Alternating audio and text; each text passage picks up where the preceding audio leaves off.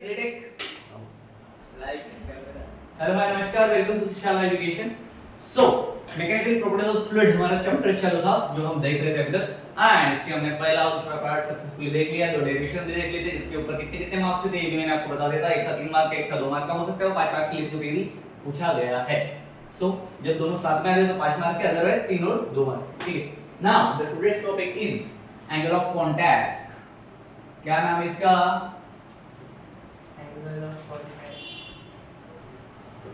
जैसे तुम्हारा नाम है वैसे इसका एक नाम है एंगल ऑफ कांटेक्ट। जैसे तुम्हारी शक्ल है वैसे इसको पहचानने के लिए भी एक शक्ल है जिसको हम बोलते हैं थीटा। क्या बोलते हैं? थीटा। ये क्या है? इसकी शक्ल है। क्या है? Angle of contact. बहुत इजी टॉपिक है। ठीक है, ये है एक बीकर। ठीक है, इसमें डाल दिया मैंने लिक्विड। बेवड़े जब भी ग्लास में दारू डालते हैं तो वो ऐसे पार्ट में थोड़ी सी दिखती है। ठीक है, ये हो गया सॉलिड पार्ट, ये हो गया लिक्विड पार्ट। ठीक है, अब यहां से जो है ना एक एंगल की लाइन खींच रहा हूं मैं, दिख रहा है? अब यहां पे जो बनता है एंगल थीटा। यही होता है हमारा एंगल ऑफ कांटेक्ट। ठीक है, और ये एंगल होता है एक्यूट एंगल। कौन सा? एक उत्तर एंगल। ठीक है,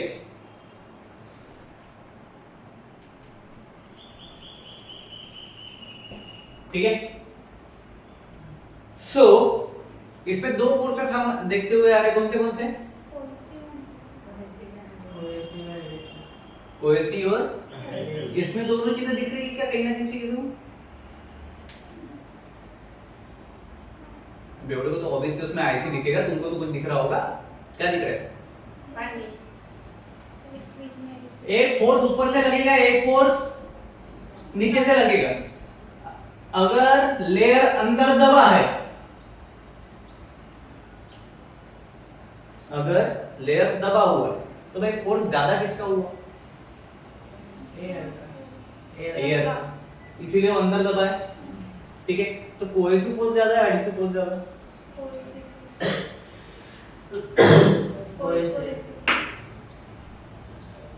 क्यों?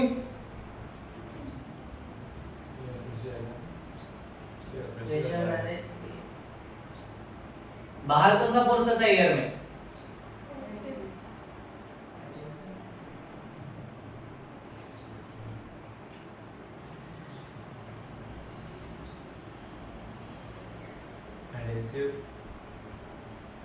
एडहेसिव।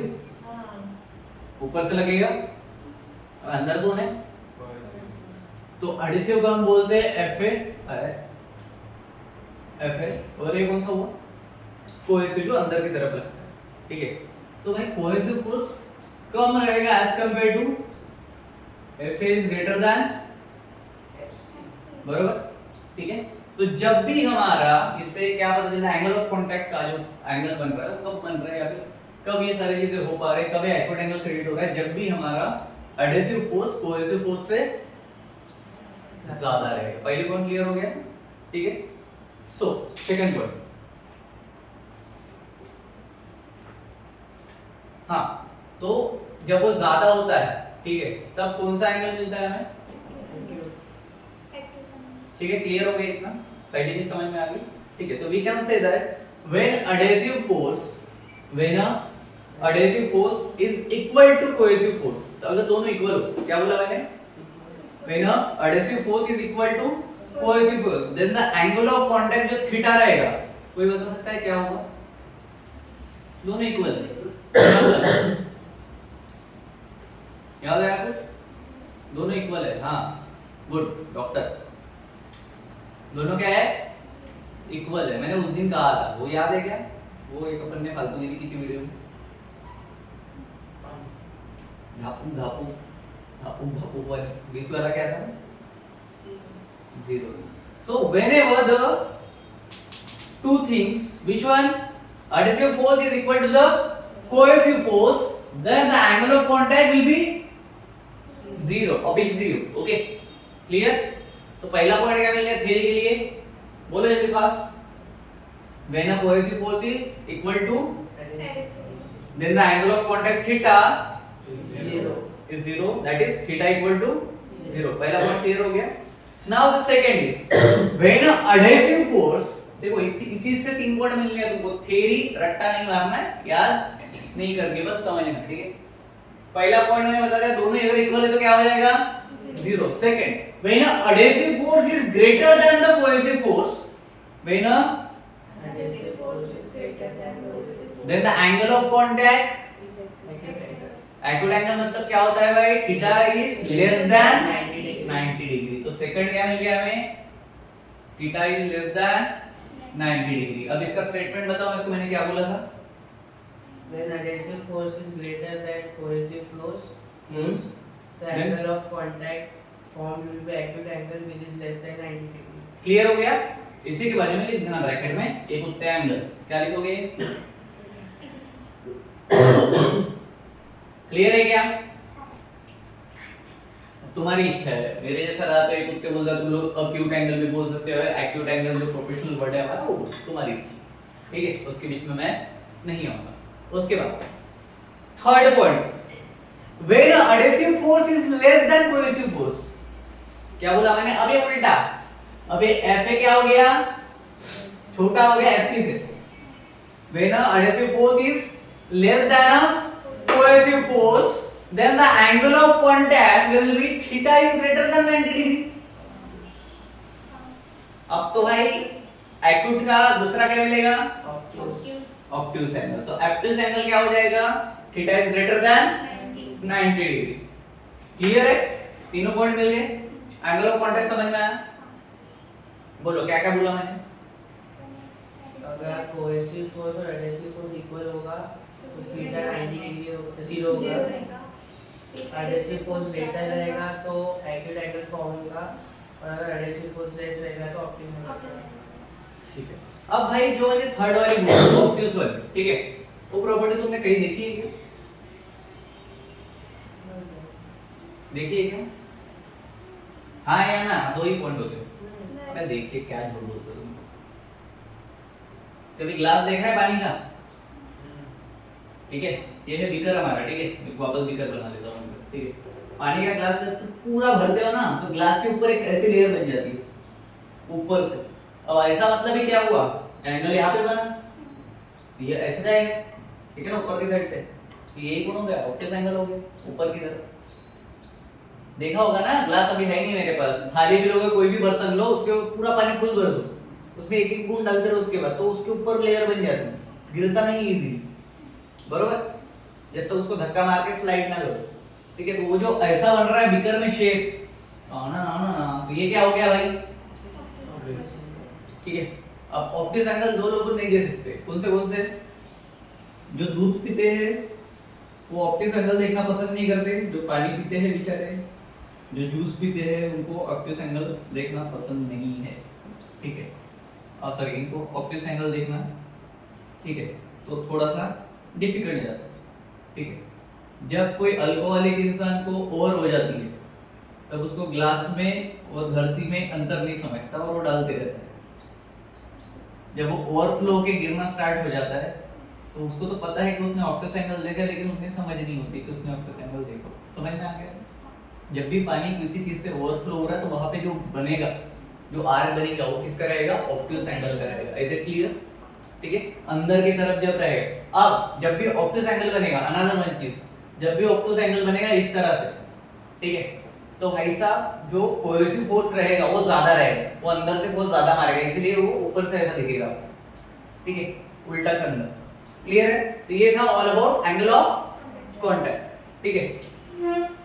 और फोर्स लगना बीच में से स्टार्ट नहीं होता, नीचे से होता है, इतना याद रखना। चलो पूछ लेता हूं मैं, सुनो, जब हम नॉर्मल पानी पीते हैं, आधा ग्लास भरते हैं इतना, तो एक लेयर ऐसी बन जाती है, ठीक है। पहले इसके लिए एग्जांपल, अगर डायग्रामेटिक स्ट्रक्चर पूछा तो सिंपल सा ग्लास निकालोगे जिसमें पानी का एक लेयर रहेगा, ये क्या रहेगा, थीटा इक्वल टू क्या होगा, डिग्री लिख देना, ठीक है, क्लियर है। चलो, so now we are talking about बहुत ही इंटरेस्टिंग एंड बहुत ही फालतू या फिर किसी काम में नहीं आने वाला, फिर बहुत सारे कामों में आने वाला टॉपिक, जिसका नाम है कैपेसिटी एक्शन। कभी कभी इसको बहुत ज्यादा इंपॉर्टेंस दी जाती है, कभी कभी इसको साइड भी कर दिया जाता है, ठीक है। तो बेचारे के साथ में बहुत बार नाइंसाफी होती है, कभी घर का बड़ा बेटा बनता है, कभी घर का छोटा बेटा बनता है, ठीक है। कभी भी वो इक्वल नहीं रहता है, समांतर नहीं रहता। मैंने ऐसा क्यों कहा, बिकॉज ऑफ इधर देख लो, ये घर का बड़ा बेटा बना तो सबने इसको नीचे का दर्जा दिया, जब ये घर का छोटा बेटा बना, ठीक है, तो भी इसको सेम लेवल, समझ में आया? ठीक। कभी कभी एक ऐसी लेवल दे देते हैं इसको, पड़ोसी के बच्चों के साथ कंपेयर करते हैं, देखो यादव जी का बेटा, ठीक। अब यादव जी का बेटा क्या करता है, बट देखिए कैपिलरी एक्शन क्या होता है, जो भी चीज कैपिलरी ट्यूब के अंदर हो रही है वो क्या है, कैपिलरी एक्शन, बराबर। अभी इसका एक्शन क्या होगा, अभी तुरंत क्लास में आता है, आधा घंटा बैग नहीं उतारता तो उसका क्या हो गया, बैग एक्शन। अभी इसका एक्शन वैसे कैपिलरी एक्शन क्या होगा, कैपिलरी ट्यूब के अंदर जो भी चीजें होगी, अब कैपिलरी ट्यूब है भाई, मैंने पानी के अंदर डूब गया तो पानी के साथ क्या होगा, एक तो राइज होगा या फिर फॉल होगा, बराबर।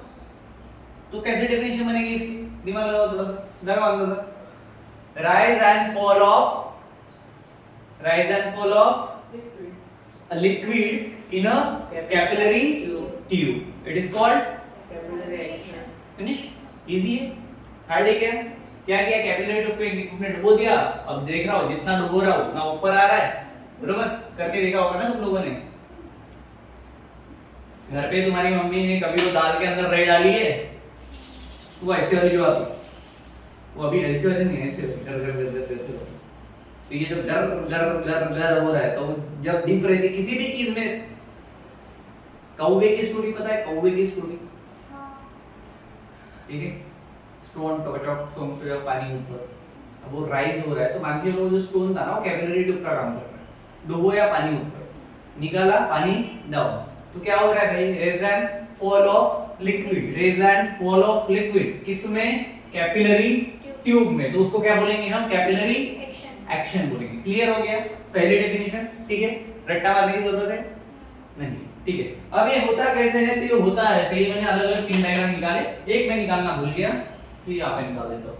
एक बीकर है मान के चलो, ठीक है, और इसमें ऐसे लेयर है, सेम लेयर है, ठीक है, यहाँ पे ये है, यहाँ पे बी है, यहाँ पे सी है, जहाँ पे जो है वो वहाँ पे वो है, ठीक है। अब ये होता कैसे है, इसका एक्सप्लेनेशन हम देखेंगे, ठीक है। इसका भी एक एक्सप्लेनेशन होता है, प्रेशर के साथ में होता है, ठीक है, अबव प्रेशर रहता है, ठीक है, बिलो द प्रेशर रहता है, उसके बारे में भी हम देखने वाले हैं। बट पहले डेफिनेशन हमारा क्लियर हो गया, पहला हुआ कैपिलरी क्या, तो कैपिलरी एक्शन क्या हुआ, rise and fall of liquid in a capillary tube is called capillary action, is known as C. चलो, जो भी ट्यूब रहेगा उसका कुछ ना कुछ डायमेंशन रहेगा, डिफरेंट डायमेंशन रहेगा ना उसका, कुछ ना कुछ डायमेंशन मतलब क्या, लेंथ, मोटाई, ठीक है, चौड़ाई उसका जो भी है, ठीक, कुछ ना कुछ तो रहेगा। So a tube having, capillary tube having a very fine, very small diameter, क्या रहेगा उसका, बहुत ज्यादा छोटा डायमीटर रहेगा। कैपिलरी ट्यूब तुम लोगों ने देखा होगा प्रैक्टिकल लैब में, अगर कभी शक्ल देखी है प्रैक्टिकल लैब की तुमने तो, अदरवाइज नहीं देखा होगा, ठीक है। या फिर तुम लोग को सिंपल बात, थर्मामीटर पता है डॉक्टर मुंह में डालता है ऐसा बंद करके रहो करके 5 मिनट के लिए, तो उसका जो साइज है ना वैसे कैपिलरी ट्यूब का रहता है, ठीक है। बस जो बड़े लैब्स होते हैं वहां पे थोड़ा मोटा बनता है, लेकिन डायमीटर उसका वेरी फाइन, वेरी स्मॉल रहता है, ठीक है, एकदम छोटा। क्लियर है क्या, ठीक है। एंड दोनों साइड से ओपन रहता है, क्या रहता है, थर्मामीटर जो रहता है एक साइड से क्लोज रहता है, डांडी जैसा रहता है, टुब्बू रहता है, पेन जैसा लिप रहता है उसका, ठीक है।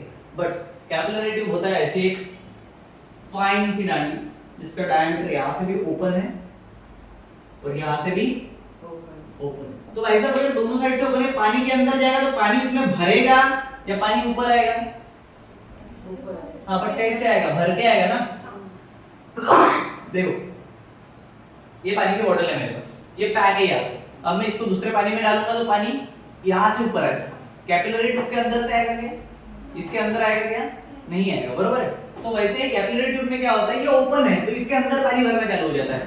तो ये जो आप देख पा रहे हो सारा चीजें, ये पानी से भरी हुई चीजें हैं, ये लिक्विड से भरी हुई चीजें हैं, ठीक है, जो भी इसमें भी डालना है, ठीक है, ये पानी से भरा है, ये भी पानी से, ये यहाँ तक भरा है, ये मोटा वाला,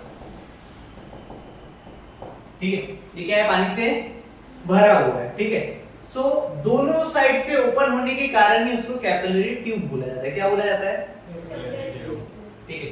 और कैपिलरी ट्यूब क्यों कहा गई है, because the funnel is open from both sides, ठीक है, समझ में आ गया कैपिलरी ट्यूब क्या है, तो उसको भी ट्यूब बोला जाता है। कैपिलरी का नाम ही वही है कि भाई दोनों साइड से तो ओपन रहेगा, ठीक है, क्लियर। तो दोनों साइड से ऐसा अल्टी पल्टी बाजू नहीं करनी है, तो इधर से भी स्ट्रेट रहे, इधर से भी स्ट्रेट रहे, टू वे स्ट्रीट मान लो, फ्लाईओवर है, इधर से भी ओपन, इधर से भी, तू भी आ सकता है भाई, तू जा सकता है, ठीक है। अगर उड़ानपुली का अंदर एक साइड से मैंने ब्लॉक कर दिया तो कैपिलरी ट्यूब कहलाएगी क्या? नहीं, तो capillary tube open from both side, straw air mass, नारियल पानी ज्यादा पीता है लड़का, ठीक है, क्लियर है। उसके बाद इसका देखते हैं एक्सप्लेनेशन, ठीक है, क्या देखते हैं?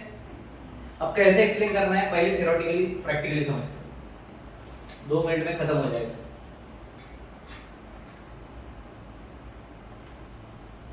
देखो राइज कब होता है देखना है, ठीक है, फॉल कब होना है देखना है, ठीक है। इतना लॉजिकल सेंस तो आ गया कि डालूंगा तो ये बीकर है मेरे पास, ठीक है, ये बीकर है, ये रख दिया मैंने कैपिलरी ट्यूब इसमें, ठीक है। ये तीनों डायग्राम देखते रहना, ठीक है। अब इसके अंदर क्या है, लिक्विड है, इस लेवल तक लिक्विड डालिए। अब इसमें थोड़ा सा ऊपर जाते हुए देखिए रखने के बाद, ठीक है। क्यों हुआ वो, जैसे ये डायग्राम देखिए, ठीक है, लिक्विड भरना स्टार्ट हुआ just because of open from both and, first thing, ठीक है। और कैपिलरी ट्यूब के बाहर में क्या हो रहा है, ये डाउनवर्ड है, थोड़ा सा दिख रहा है, ठीक है। अब ये हुआ क्यों, कोई बता सकता है? देखो ये अगर ऐसा है तो ऊपर के साइड से प्रेशर, अब भी थोड़ी देर पहले मैंने बोला था एडहेसिव फोर्स ग्रेटर नहीं है, इसमें ऊपर से ऐसा है स्मॉलर, और इसमें इसमें क्या रहेगा एडहेसिव फोर्स? एडहेसिव फोर्स मतलब क्या, इसको बताओ। एडहेसिव फोर्स मतलब क्या? बाहर का फोर्स। तेरे ऊपर अगर मैं ऐसा बैठूंगा, तेरे को दबाऊं तो तू अंदर कब जाएगा? जब बाहर से ज्यादा फोर्स लगेगा, बरोबर, ठीक है। जब तू पानी के अंदर है, मेरे को तेरे को फेंकू ऊपर, तो अंदर से मैंने फोर्स लगा इसलिए तू बाहर है। ये पानी अंदर डूब रहा है, पानी अंदर डूब रहा है मतलब बाहर वाला प्रेशर, बाहर प्रेशर क्या अंदर, क्या किधर, मेरे अंदर ज्यादा है या कम है? ये अगर अंदर जा रहा है तो बाहर का प्रेशर जो आ रहा है वो ज्यादा है या कम है? ज्यादा है, ज्यादा है। तो जो बाहर से आता है उसको हम बोलते हैं एडहेसिव, क्या बोलते हैं? और जो अंदर से आता है उसको बोलते हैं, ठीक है, क्लियर, चलो खत्म। तो भाई साहब सिंपल सी लॉजिकल चीज मेरे को ये बतानी कि भाई इसका अगर ऐसा बना है टॉम जैसा, तो यहाँ पे कौन सा ज्यादा है रे, और ये ऐसा है तो कौन सा ज्यादा है रे, खत्म हो गया तो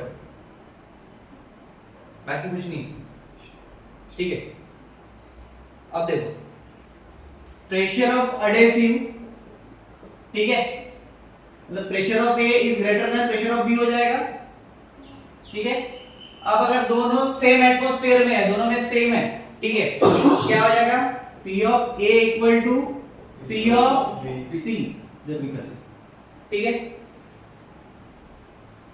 अब देखो जिसमें पूरा प्लेन सरफेस है ऐसा, वहां पे क्या होगा? इक्वल में रहेंगे दोनों, कोई ग्रेटर नहीं कोई स्मॉलर नहीं, ठीक है। चलो बट क्वेश्चन क्या है कि भाई कुछ समय बाद इसमें लिक्विड राइज क्यों होगा, बरोबर।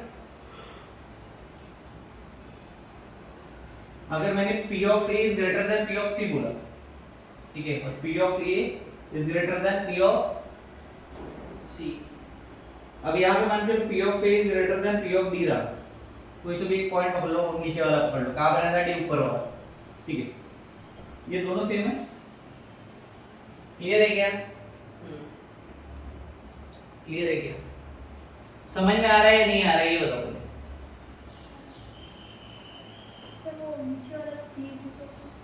एक काम करता हूँ, डायग्राम मुझे चेंज करता हूँ, चलेगा? इसको ऐसा करता हूँ, ठीक है।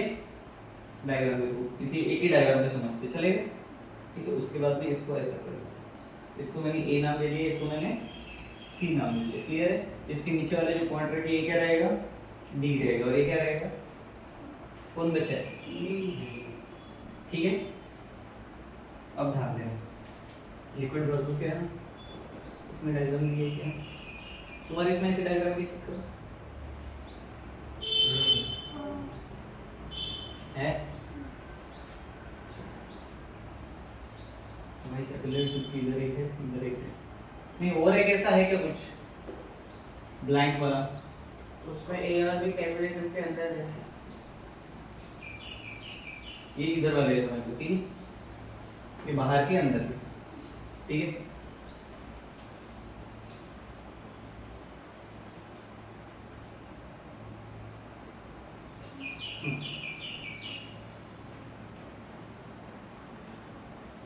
पहला देखो,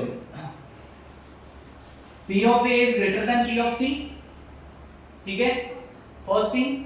second thing, P of B जो है, ठीक है, P of B ये वाला प्रेशर ऑफ B, ठीक है, ये क्या होगा, इक्वल होगा किसके, किसके इक्वल होगा, P of A और C भी इक्वल, ठीक है, इधर नहीं है, पॉज कर दूंगा, ठीक है, करे चालू। हाँ चलो ध्यान दो, देखो थोड़ा इजी वे में समझा रहा हूँ, तो थोड़ा इजी वे में ध्यान दो। अजान हो रही थी गाइस, इसलिए हमने स्टॉप कर दिया, क्योंकि इसलिए नहीं किया बिकॉज़ आवाज आती ना, उनको आवाज आती। आज का टाइम थोड़ा चेंज हो गया just because of the Friday, जल्दी हो गई आज। चलो ध्यान दो, देखो भाई मैंने थोड़ी देर पहले बोला था ऊपर से जो लग रहा है वो है एडहेसिव, हर बार लिखने की जरूरत पड़ रही है, नीचे से जो लग रहा है मैंने एक चीज और बोली थी, अगर ये लेयर अंदर के साइड में दबे हुए हैं मतलब कौन सा फोर्स ज्यादा है, एडहेसिव फोर्स ज्यादा है, मतलब प्रेशर ऑफ ए ज्यादा पड़ रहा होगा इसीलिए नीचे दबा है, और प्रेशर ऑफ सी भी ज्यादा पड़ रहा होगा, ठीक है, किससे, प्रेशर ऑफ ए ज्यादा है बी से, बराबर, और प्रेशर ऑफ सी ज्यादा है डी से, तो मैं बोल सकता हूं कि pressure of A is greater than pressure of B, ठीक है। अब सी और ये दोनों हवा में, कहां पे है, हवा में है, तो भाई दोनों को ऐसे इक्वल लग रहा होगा ना, इधर से भी सेम उधर से भी सेम, तो क्या हो जाएगा, P of A is equal to P of C, clear है क्या। जब ऐसा बन रहा है तो हमको एक चीज पता रहती है, कौन सी, कि प्रेशर ऊपर से ज्यादा, ठीक है। अब देखो C और D में कौन सा ज्यादा है भाई, C, pressure of C is, अगर मैं इसको प्लेन कर दूं तो क्या कहलाएगा, P of C is equal to P of, अब देखो क्वेश्चन ये था कि थोड़ी देर में ये तो अभी डाउन है, बड़े थोड़ी देर बाद ऊपर क्यों जा रहा है, अब इसका आंसर क्या देखो, P of A equal to C है, ठीक है, और P of C equal to D है, दिख रहा है क्या, क्रॉस में सेम सेम है, तो मैं इसको क्या लिख सकता हूँ, P of A equals to P of B equals to P of C, मतलब ये P of A equal to P of D हो गया, तो इक्वेशन 1 दे देते हैं, ठीक है, या फिर इसको इक्वेशन 2 दे देते हैं, इसको इक्वेशन 1 दे देते हैं। सर आगे PA लेस देन B भी रहेगा ना ऊपर, PA लेस देन क्यों रहेगा भाई, A का प्रेशर ज्यादा है ना, ऊपर से लग रहा है इससे तो अंदर जा रहा है ना, तो कम कैसे हो, कहाँ हो गया तेरे दिमाग को, आएगा उस पे आएगा, ठीक है, ये हो गया क्लियर, क्लियर है क्या, तो भाई P ऑफ D को मैं रिप्लेस कर सकता हूँ यहाँ पे, P of D is greater then P of, किससे बड़ा है D, B लिख दूं, ठीक है, तो यहाँ पे अगर प्रेशर ज्यादा है तो PD is greater then PP हो गया, ठीक है, सेम लिक्विड लग रहा है, सेम प्रेशर लग रहा है, तो लिक्विड राइज हो गया, फॉलो, सेम ऐसा कुछ नहीं, फिर एक प्रेशर ज्यादा होगा, एक का डाउन जा रहा है, ये दोनों सेम है, तो ऊपर आएगा नीचे जाएगा, ऊपर जाएगा, मतलब कि वो तब तक के चलता रहेगा जब तक P of D is equal to P of B नहीं हो जाता, समझ में आया, ये दोनों जब तक लेवल में A लेवल में आएगा तब तक ये चेंजेस होते रहेंगे, जितना है डूब जाएगा, ठीक है, उतने राइज होंगे, तो ये राइज कब तक हो रहा है, जब तक ये ना आ जाए, क्लियर, सिंपल वे में, ठीक है, इसके ऊपर अलग अलग 3-4 वहां पे ताबूत बना के दिए हैं तुमको, ठीक है। अब हर इसमें तुमको क्या करना है, जब भी तुम्हें P of C और P of D लेना है, ठीक है, अगर तुम्हें डाउन दिखाना है तुम्हें क्या करना पड़ेगा, एडहेसिव फोर्स जो है कम दिखाना पड़ेगा as compared to cohesive force, ठीक है। तो क्या हो जाएगा, मैं डाउन पे चला जाएगा, बरोबर है। बट जब तुम किसी एक ऑब्जेक्ट का एडहेसिव फोर्स ज्यादा लगाते हो as compared to cohesive force, तो क्या होगा, ट्रेवल होगा। फॉर एग्जांपल, सबसे बेस्ट एग्जांपल अगर मैं इसके लिए तुम्हें दूं, अभी मेरे को याद आया, ठीक है, ऐसा कोई नास्तिक वास्तिक है क्या अपने यहाँ पे, भगवान को नहीं मानता है क्या, तो बता दो पहले। नास्तिक भी होगे तो क्या समझ जाओगे। देखो तुम पूजा करते हो मंदिर में, ठीक है, दिया जलाते हो, दिए में क्या रहता है, ऑयल रहता है। अब ऑयल को तुम जब जलाते हो, ठीक है, जब बाती जलाते हो, ठीक है, तो ऊपर में थोड़ा सा ऑयल लगा लेते हो, जला देते हो, उसके बाद वो कंटिन्यू जलता रहता है, नीचे से लिक्विड ऊपर आते रहता है, आते रहता है, आते रहता है। Best example of capillary tube, one of the best example of capillary tube. रुई की बनी होती है, तो छेद होते हैं उसमें छोटे छोटे, तो सारे साइड से ओपन, ठीक है, तो वो क्या करता है, सक करता है। क्यों, जस्ट बिकॉज ऑफ कौन सा फोर्स ज्यादा लग रहा है वहां पे, समझ में आया। तो अपने तरफ क्या कर रहा है, वो प्रेशर दे रहा है, फोर्स लग रहा है तो अपनी तरफ खींच रहा है, समझ में आया। तो जो दिया जलने वाला है, अभी मंदिर में जाओगे ऐसे हाथ जोड़ोगे, धन्यवाद प्रणाम भगवान, क्या बोलोगे, मैंने आपको क्या अर्पण किया है, कैपिलरी एक्शन, समझ में आया। कैपिलरी एक्शन के थ्रू वो क्या हो रहा है, ऊपर ऊपर आ रहा है क्या, ऑयल। क्लियर हो गया। चलो, दिया भी मैं जला के दिखा नहीं सकता हूँ practically, I am sorry guys. अब इस कंडीशन में देखो, P of B जो है ये क्या है, ग्रेटर है P of A से, तो इसमें क्या होगा, डाउन में जाएगा। इसका रिलेशन क्या होगा ये तुम्हें बताना है मेरे को कमेंट बॉक्स में। जैसे ये वीडियो अपलोड होता है, जैसे यहाँ पे आता है टाइम स्टैम्प लगा देना, ठीक है, और वहाँ पे डालना है आपको कि बाबा क्या होगा, इसका रिलेशन क्या होगा, P of किसके साथ होगा, ये होगा, C होगा, किसके साथ में जाएगा, ठीक है। क्लियर है, टाइम स्टैम्प के साथ मुझे आंसर चाहिए। क्लियर, ये देख लो किसका बोला है मैंने, ठीक है, इसका। मैं कैसे लिखते हैं हिंदी में, ये तो र होता है ना, हाँ, इसका चलिए, ठीक है। क्लियर,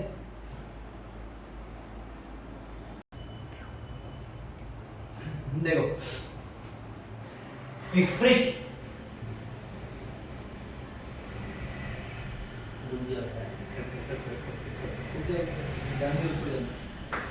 जाना इंपॉर्टेंट है, तुम्हारा पढ़ना थोड़ी इंपॉर्टेंट है।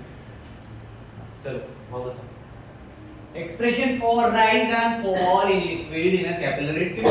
राइज एंड फॉल मतलब हमने देखा था कैपिलरी एक्शन, अब उसके लिए हमें देखना है बच्चों expression.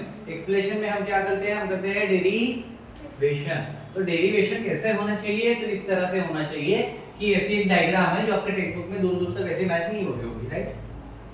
If I am not, but इसकी जरूरत है, क्यों, क्योंकि हमें इसमें रेडियस भी दिखानी है, हमें इसमें सल्फर टेंशन भी दिखाना है, हमें इसमें हाइट दिखानी है लिक्विड की कहां तक जा रही है, उसके साथ में हमें इसका और एक चीज दिखानी पड़ती है जो रहता है pressure density of surface tension, ठीक है। तो सबसे पहली बात, यहाँ पे जो कुछ भी होगा ये पानी के साथ में ऐसा ऐसा बनेगा ना यहाँ पे, बरोबर। यहाँ पे इसका एक रेडियस भी रहेगा, सर्कुलर है, बरोबर है क्या, ठीक है। फिर ये जो पोर्शन रहेगा ये क्या होगा, इसकी हाइट होगी, h होगा, बरोबर है क्या। ये है इसका टेंशन, और इसी में बीच में जब वो थोड़ा सा ऊपर रहेगा और तो एंगल ऑफ कांटेक्ट जहाँ पे बन रहा है वहाँ पे क्या मिलेगा, हमें सरफेस टेंशन मिलेगा, ठीक है। तो एक्सप्रेशन हमें बोलता है, इसकी पहली लाइन स्टार्ट हम करेंगे, when a capillary tube is dipped in a liquid, correct. So क्या होता है, राइज होता है, क्या राइज होता है बताओ, लिक्विड। अब वो क्यों हो रहा है और अगेंस्ट द ग्रेविटी क्यों होता है, ये हमें बताना है, ठीक है। क्या बताना है, क्यों होता है और अगेंस्ट द ग्रेविटी क्यों होता है। क्या बोला मैंने, बताओ वर्डिंग में, कि जब कैपिलरी ट्यूब को डालेंगे, इंग्लिश में बोल, हिंदी में लिखेगा क्या। when we put a capillary tube, when a glass capillary is dipped in a liquid rise capillary against किसके अगेंस्ट जाके ऊपर जाएगा लिक्विड? अरे किसके अगेंस्ट जाएगा? कोई तो फोर्स लगता होगा ना जो उसको अपनी तरफ खींचता है, ग्रेविटी के अगेंस्ट जाएगा। किसके अगेंस्ट जाएगा? ग्रेविटी के अगेंस्ट जाएगा। सो इससे हमें क्या पता चलता है? इससे हमें पता चलता है हेंस जो वेट है किसका? लिक्विड का, ठीक है। Hence the weight of liquid in a column must be क्या रहना चाहिए? इक्वल, ठीक है, एंड अपोजिट टू किसके? कंपाउंड ऑफ सरफेस, जो उसका सरफेस रहेगा क्या होना चाहिए? It must be equal and opposite to the compound of surface tense, ठीक है, जो भी रहेगा उसका सरफेस टेंस जो फोर्स रहता है, ठीक है, उसका वाला क्या चाहिए? इक्वल चाहिए और अपोजिट चाहिए।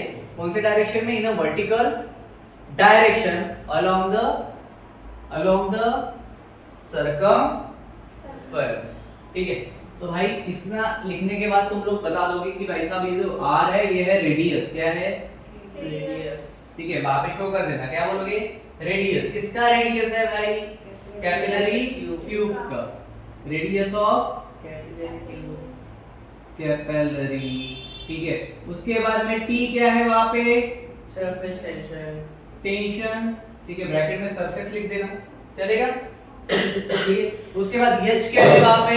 हाइट, लिखना चालू करोगे इसके बाद, ठीक है। H क्या है? हाइट। किसका है हाइट? लिक्विड, लिक्विड के कॉलम का हाइट, बरोबर, कैपिलरी का नहीं बोलो, लिक्विड के कॉलम का हाइट है। उसके बाद में सरफेस डेंसिटी ऑफ लिक्विड किससे शो करते हो? रो, एक मिनट, ये क्या है? सरफेस डेंसिटी किसकी? लिक्विड, लिक्विड की, जो भी लिक्विड रहे। क्लियर है क्या? अब हमें देखना है ये डेरिवेशन कैसे हो, ठीक है। चलो, ये पूरा लिक्विड है, H2O बोलने का मतलब वाटर है, ठीक है। अब मानो इसके ऊपर क्या हुआ? लिक्विड राइज हुआ। राइज हुआ मतलब क्या हुआ?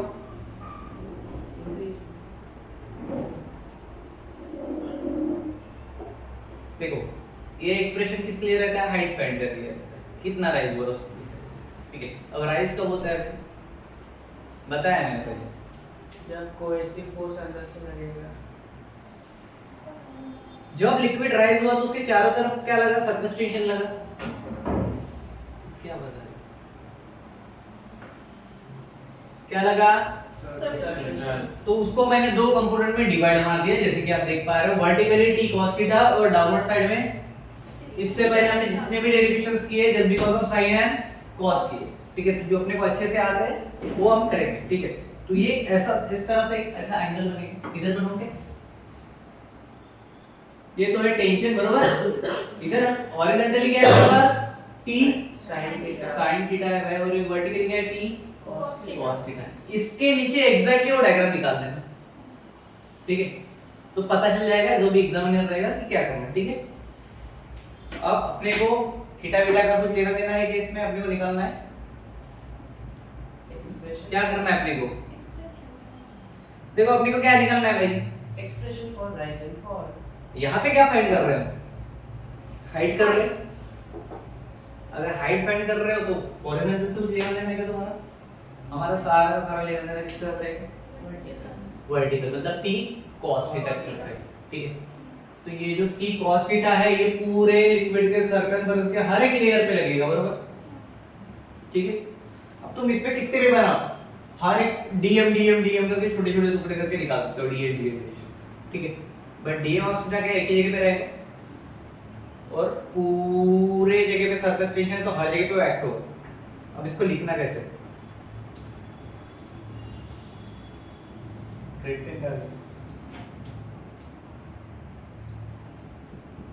t cos थीटा पूरे इसके साथ में पूरे सर्कमफेरेंस ऑफ द सर्कल मतलब 2 पाई r पहला, ठीक है। क्या बोला मैंने? 2 पाई q circumference of the circle, circumference of the circle. इसको बैलेंस कौन करता है? वेट मतलब mg मल्टीप्लाइड बाय mg। अब तुम बोलोगे सर इधर तो अलग है, इधर तो आप अलग बता रहे हो, थोड़ा नीचे ले आओ, दिख रहा है? तो ये क्या है? t cos थीटा है पूरा का पूरा जो अपवर्ड डायरेक्शन में जा रहा है, जो मैं यहाँ पे बोलना चाह रहा था आपको, ठीक है। ठीक है, समझ में आया? तो क्या मिला है हमें? ये मीटर तो बाकी का इधर लिख देता हूं, मतलब अपने डेरिवेशन के लिए जगह मिल जाएगी। चलो भाई, मैं क्या बोला, t cos theta equal to 2 pi r। अब इसको शिफ्ट कर सकते हो तुम लोग, ठीक है, किसके साथ में mg इक्वल टू कर सकते हो, उसको कर सकते हो कि नहीं? तो पहला रिलेशन क्या है मेरे पास, g equals to t cos theta upon 2 pi r। तो मैं डायरेक्ट ऐसा कर दूं, t cos थीटा, ठीक है, multiplied by 2 pi r equal to mg। Multiply बताओ तो क्या लिख सकता हूँ, क्या है q, अपॉन q तो ये तो पूछ रहा हूँ ना, q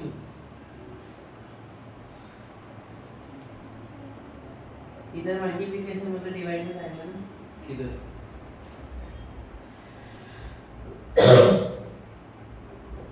क्यों जाएगा भाई,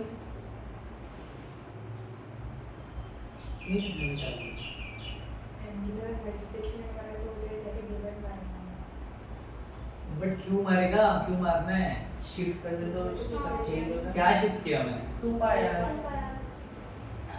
बैलेंस कौन कर रहा है? तो मैं इसको डायरेक्ट लिख सकता हूँ ना, mg equal to this term. पहले मैंने ऐसे लिख के दिया है तुमको, एक्चुअल में mg equal to this term, ठीक है, समझ में आया? सो कहां तक हुआ हमारा?